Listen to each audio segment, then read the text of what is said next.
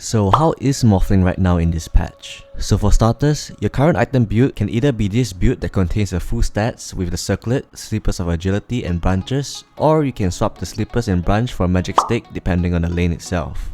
And your facet should definitely be the agility for obvious reasons as you're the carry. So Morphling's biggest weakness is in the laning stage, but once you're able to hit level 3, you can basically use this Morphling signature attack to get unlimited HP. And you can do it over and over again in the laning stage after you push out your creep wave. This game is slightly different from a usual carry game as you don't really see supports hanging out of the Morphling. The reason for that is because he has an Huskar offlane, which is kind of like a signature ATF playstyle where he has a carry offlaner. The first death of 23savage on the Morphling was when he turned up the aggression on the red zone towards the Wind Ranger, but ended up getting ganked by 2 other supports. This is actually not a bad death considering you have an early game lined up with the mid and offlane. He ended up getting the Vladimir's offering as it is pretty meta for the Morph now, but he is not ready yet to roam around the map. The Radiant lost their first tower on the safe lane, which forced 23savage to play on the defensive and farm the jungle camp. But even that was getting exposed by the enemy team. So obviously with the game being pretty tough with the dice lineup being stronger in the mid game, he still stayed nearby in search for opportunity in case anyone else is low in the team fight, but sometimes that doesn't really happen, so he has to back off.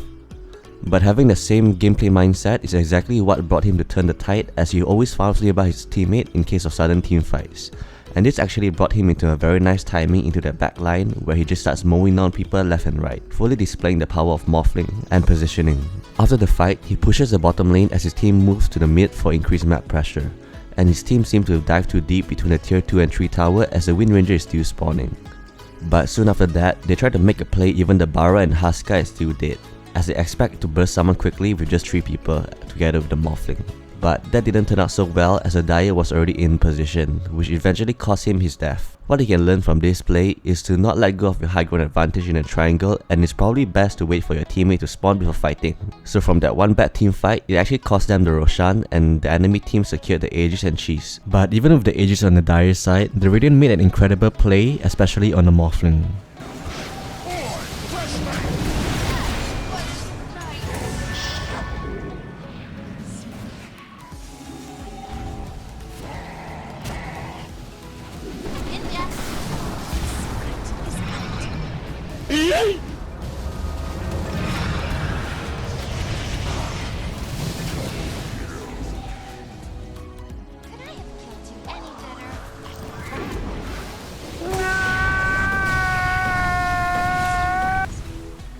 In this team fight, watch out 23savage legally baits his teammate in order to land this rampage.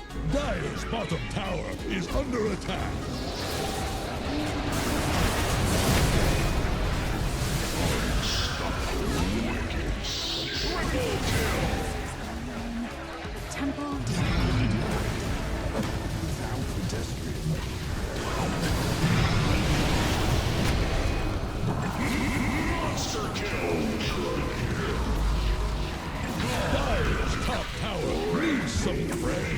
Like and subscribe if you enjoyed the video, and I'll see you in the next one.